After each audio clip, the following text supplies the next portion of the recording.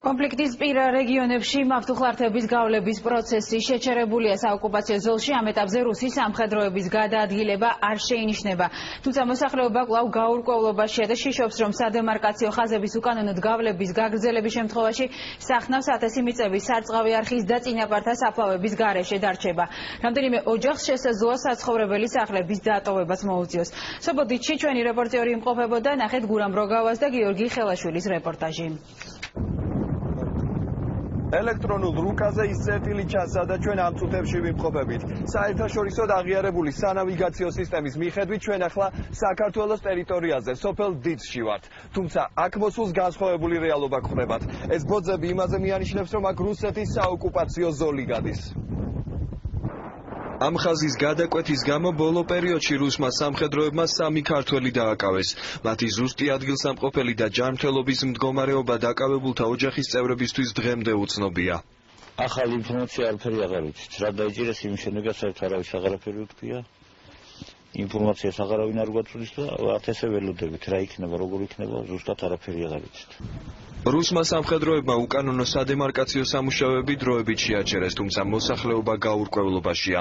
სოფელ დიცის მკვიდრი ილია ბერუაშვილი ერთ-ერთია იმ 4 ოჯახიდან, ვინც უკანონო ხაზების გადმოწევის შემთხვევაში ოკუპირებულ ტერიტორიაზე აღმოჩნდება. საქართველოს მოქალაქეს შესაძლოა საცხოვრებელი სახლისა და სახნავს ათასი მიწების გარეშე დარჩეს. რუსებმა იციან ასეთი მოკლე გამოთქმა და რუსულადვე ვიტყვი.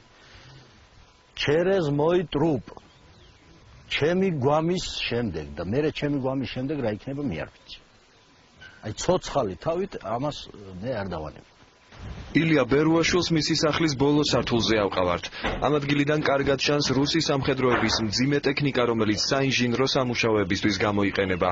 დღეს მავთუხლართების გავლების პროცესი შეჩერებულია, თუმცა მოსახლეობა შიშობს, რომ უახლოეს მომავალში კონფლიქტის პირა რეგიონში რუსის სამხედროები კვლავ გამოჩნდებიან და სასიცოცხლოდ მნიშვნელოვანი სარწყავი არხის გასწვრივ განლაგდებიან.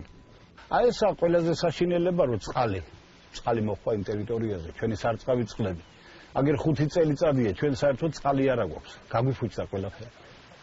ანალოგიურად ასე იგი გორელი ხალხი ვარ და გორელი კაცი რომ ვაშს ვერ მოწყვეტდა, ბავშვი ვერ მიარჩევს, ვაშლი შეაჭამა.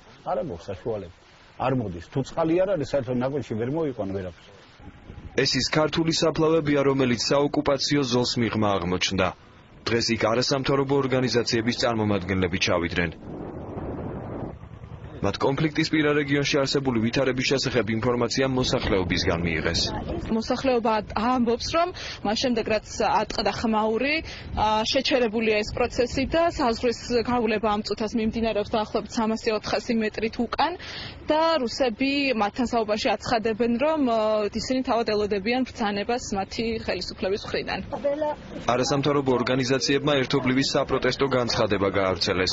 სამოქალაქო სექტორის ნაწილი განვითარებული მოვლენების გამო საქართველოს ხელისუფლებას სოჭის ოლიმპიადის ბოიკოტისკენ მოუწოდებს.